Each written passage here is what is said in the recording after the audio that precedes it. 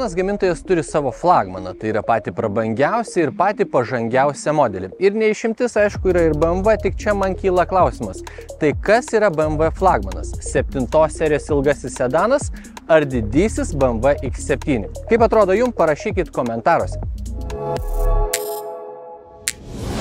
Na, o šiandien mes ir išbandom mano minėtą BMW X7, po kapotu 3 litrų benzinas, generuojantis 340 arklio galių, varantis ratai žinoma visi, pavarų dėžė automatinė, į aplinką išmetamos CO2 198 gramai 1 km, o būtent šis modelis pagamintas 2019 metais.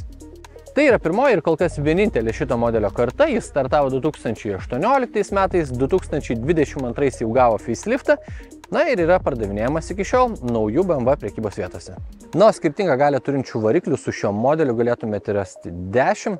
Rasi tiek benzinų, tiek dizelių, kai kurie iš jų pagardinti mild hybrid sistemomis, pats silpniausias 3 litrų dizelis su 265 arklio galiom ir ko gero truputėlį jėgos pritrūktų tokio dydžio modelį. Galingiausias tuo tarpu 4,4 litro V8 turbininis benzinas generuojantis net 530 arklio galių.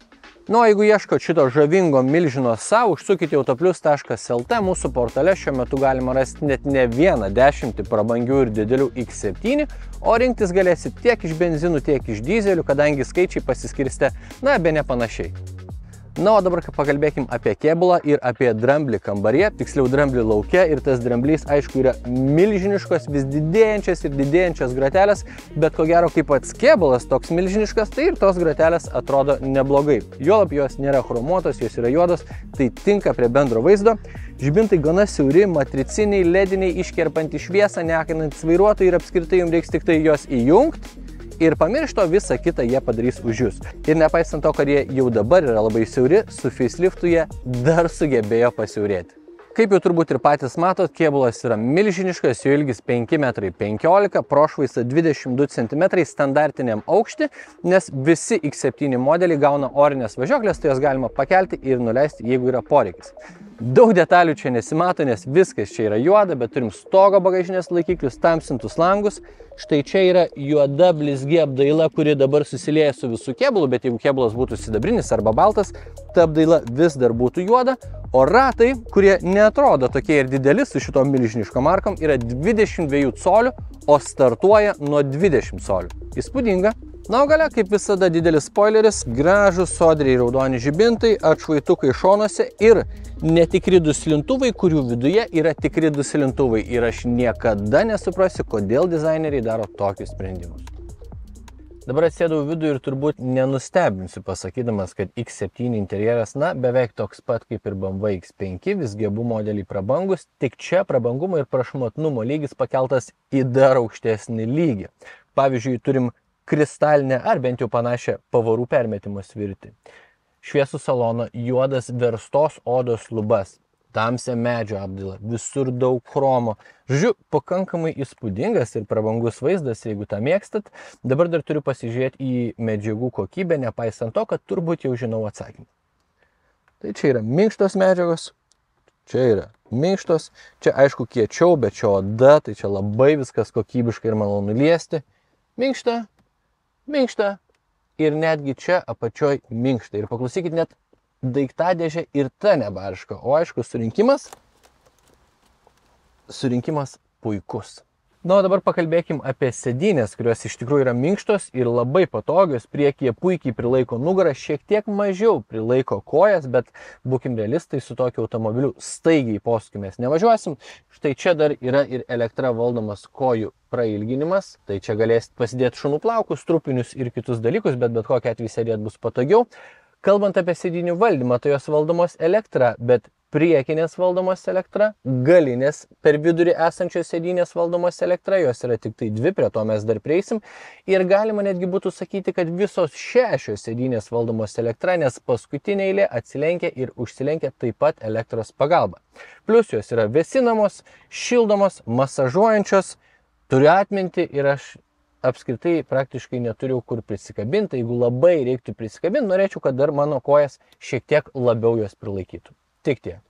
Na, multimedija tokia pati kaip daugumoje naujų ir apynaujų BMW markės automobilių. Šita sistema man labai patinka, nes ji greit veikia, viską aišku surast, vizualizacijos gražios, o įdomiausia tai, kad tam tikras funkcijas galima valdyti net 5 būdais. Tai aišku, pirmasis būdas yra lietimui jautrus ekranas. Antrasis būdas yra vis dar esantis ir nedemontuotas iš modelių ratukas, su kuriuo gana patogu bus valdyti tikrai ypatingai, jeigu vairuojat. Ant ratuko viršaus dar galima piešti ir raides, jeigu rašot į navigaciją. Tačiau 2 būdai. Trečiasis būdas, kurį jūs puikiai pažįstate, tai yra multifunkcinio vairo pagalba. Ketvirtas būdas, pavyzdžiui, pagarsinti arba patylinti garsą aš galiu sukdamas tiesiog pirštą ore. Jei tavęs klaus, ką klausai, atsakyk. Ne visada veikiantis ir ne visada patogus būdas, bet tą daryti įmanoma. Ir 5. būdas – valdymas balsu. Padidinkim garsą. Hey BMW. Hey. Take me home. Perfect. It will be nice to be home. Jis kažkodėl paskaičiavo, kad mano namai yra Berlyne, bet gal jisai aišku veža atgal mus į fabriką Vokietijoje. Na, dabar pažvelkim į galinio vaizdo kamerą, kuri yra įspūdinga kaip ir dauguma dalykų šiame automobilyje. Tai kameros turim įprastą vaizdą, turim 360 laipsnių vaizdą visuomet iš viršaus.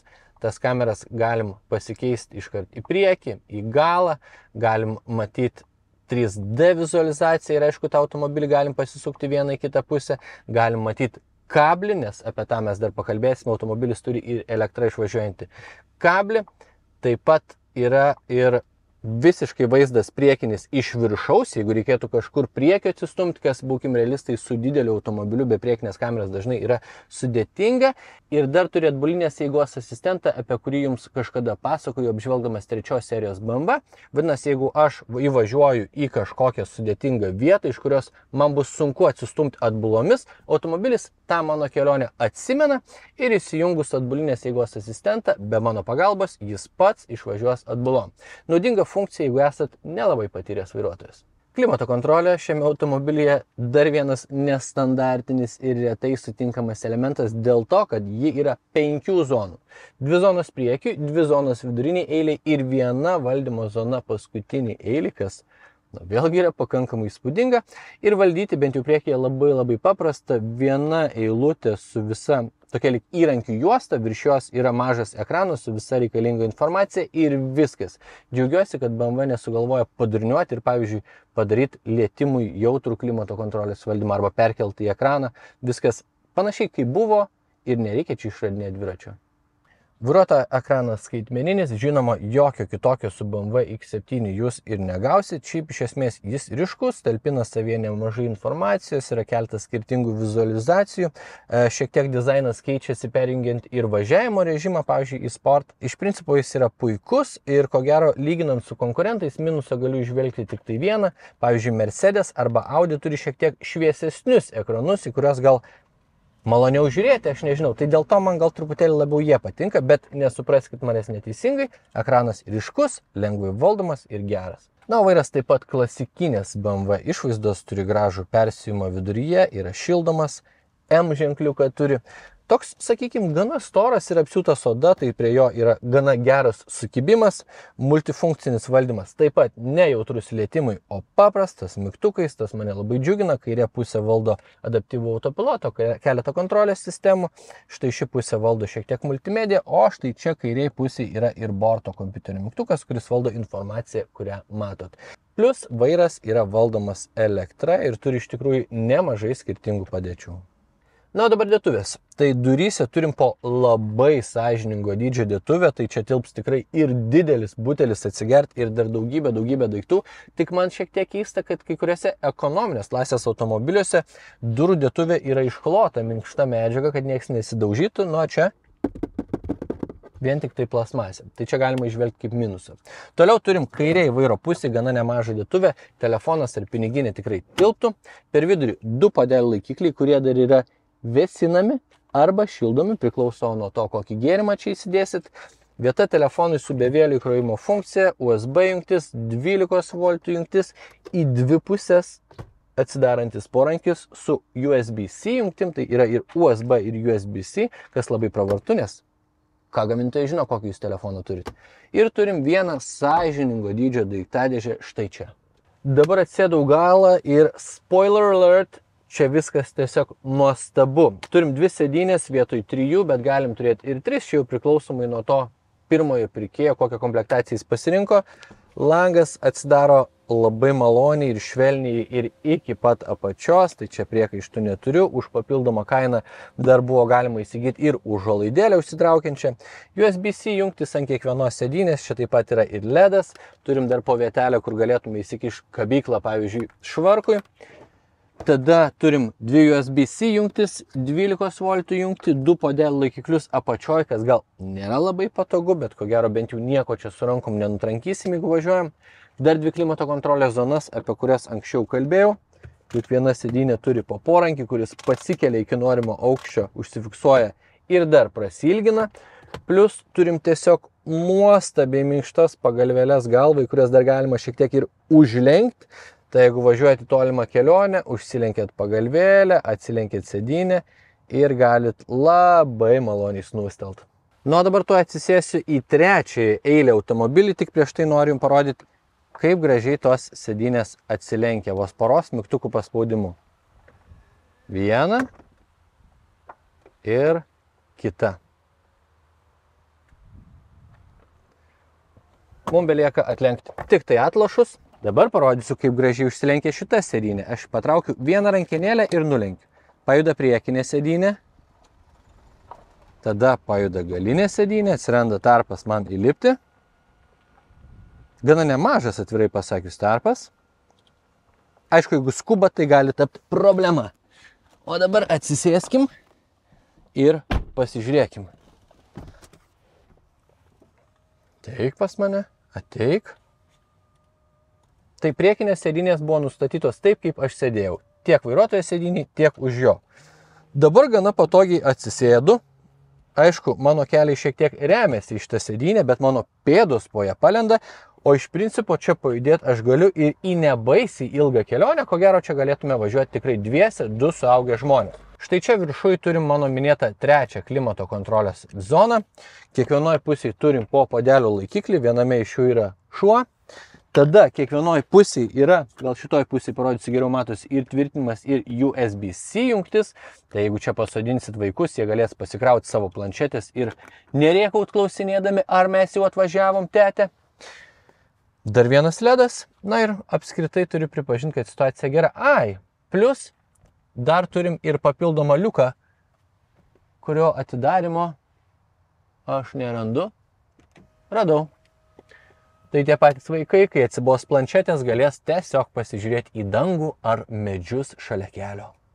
Bagažinės talpa, jeigu atlenktos visos sėdynių eilės, beveik tokia pati kaip Golfo. 326 litrai. Aišku, nulenkus talpa padėjo iki 750, o tiek net neturi Volvo XC90, kuris pralaimi X7 ant 30 litrų. Netgi ir apatinė dalis atsilenkia elektra. Kodėl tu neatsilenki? Nes aš ne tą mygtuką spaudžiu. Toliau.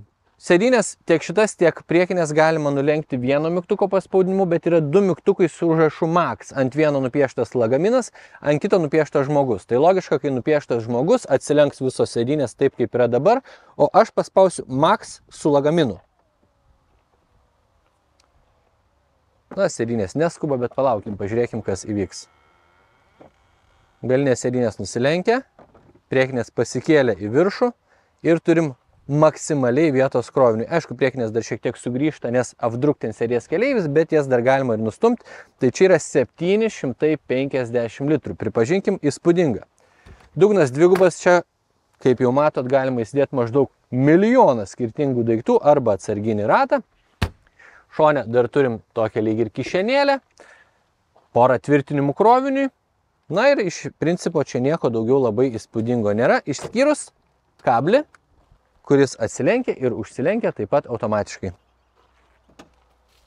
Dabar išvažiavom į kelią ir pradėkim nuo komforto. Ir čia yra dar vienas dalykas, kurį pasakysiu ir jūsų nenustebinsiu. Tai automobilis yra labai komfortiškas tiek mieste prie mažesnių greičių, tiek kaip dabar automagistraliai prie didesnių greičių, esu labai patenkintas važiuoklė, bet aišku, važiuoklė orinė, ratų bazė ilga ir plati, tai visą tai sukuria labai geras sąlygas komfortui. Ir atvirai pasakysiu, net su 22 colių ratlankiais, su kokiais dabar važiuojam, tas komfortas išlieka labai aukštam lygi, bet aišku, jeigu taip nebūtų, tai ko gero tas automobilis taptų truputėlį bevertis, nes būtent tam jis ir buvo gamintas. Kas liečia valdymą, tai čia nėra mažas hatchbackas su armatūros gabalais vietoj amortizatorių, kaip aš kartais sakau, tai peilio aštrumo valdymo nesitikėkit, bet BMW yra tas gamintojas, kuris investuoja daug į automobilio valdymą ir kontrolę, tai situacija tikrai yra nebloga, orinė pakaba puikiai sudirba, kai važiuoju į posūkį, bandydama išlaikyti tą patį automobilio aukštį, turiu omeny kėbulo lygį, kad jisai nesuvirstų, o vingiuotose užmiesčio keliukuose papildomo sukibimo dar suteikia ir visų varomų ratų sistema. Čia taip pat yra ir sport važiavimo režimas, aš jį dabar įsijungiu. Atsirado didesnis garsas, nes įsijungė vieną pavarą žemiau, akivaizdžiai pasunkėjo vairas ir šiek tiek pakietėjo važiuoklė. Pabandykime staigiau persirikiuoti. Automobilis gana klusniai vykdo mano komandas, bet tai yra tik tai sportiškumo pojūtis, to tikro sportiškumo visgi dėl dydžio ir svorio čia tikrai nebus. Pavarų dėžė automatinė, turi 8 pavaras, tai yra vienintelė pavarų dėžė, su kokia galėtume atgauti šitą automobilį ir aš čia visiškai nesiskundžiu, BMW jau labai senai geba padaryti kokybiškas automatinės pavarų dėžės, lygiai taip pat yra ir šį kartą. Ir automobilio dėžė reaguoja greitai, pavaras jungia švelniai ir netgi staigiai akceleruojant, pabandykim, nuspaudžiu, sureagavo. Pakankamai gera situacija, dėl kurios aš pykti negaliu. Sąnaudos bus didelis. Jeigu su šituo 3 litrų benzinu turėsi 12-13 litrų benzino 100 km, vadinasi važiuojat dar pakankamai ramiai. Jeigu išsirinksit, pavyzdžiui, galingiausią 4,4 V8, tai ten bus tikrai 16 litrų 100 km, o ko gero pats taupiausias variantas bus 3 litrų dizeliukas silpniausias, bet ir tai užmesti turbūt turėsit, bent jau 11 litrų 100 km ir ko gero, jeigu jums aktualus sąnaudos, tai čia nėra tas automobilis, kurį turėtumėt rinktis. Kas liečia matomumą, tai priekį situacija labai gera, priekinis stiklas didelis, veidrodis kabo aukštai, tai vaizdui man netrukdo, šoniniai veidrodėliai gal norėtųsi, kad būtų truputėlį didesni, tada matytųsi daugiau vaizdo, bet kenktų bendram eksterjero dizainui. Gale situacija tikrai nebloga, man truputėlį šonuose trukdo galinių sėdynių atlošai, ir aišku storas statramstis, per kurį kartais gali susikurti šiokia tokia nematomumo zona, bet principė didelės problemos čia nėra. O garso izoliacija dar vienas dalykas, kuris jūsų nenustebins, nes yra puiki, langai yra dvigubi. Kartais, jeigu pučia didelis vėjas, tai galima išgirsti, jeigu ratas įvažiuoja į didesnę duobę ar užvažiuoja ant šulinio, tą taip pat galima išgirsti, bet principė važiuodami 100 km/h su kolega galim kalbėtis tyliai, o tai jau labai geras ženklas.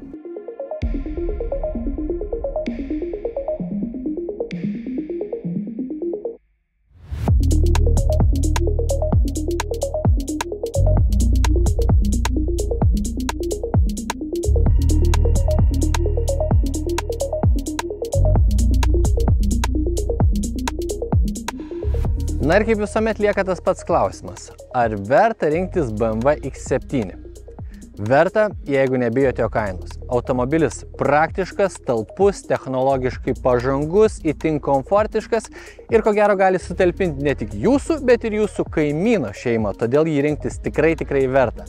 Bet kainą paminėjau ne veltui. Pats pigiausias autoplius.lt portale parduodamas BMW X7 kainuoja 50 000 eurų. O pripažinkim, tai vieno kambario butas Panevėžyje. Bičiuliai, kaip visada, ačiū, kad mus žiūrit, neužmirškit užmesto laiko, pakomentuot, pasubscribint ir užsukti mūsų socialinius tinklus. Gero rudens ir iki!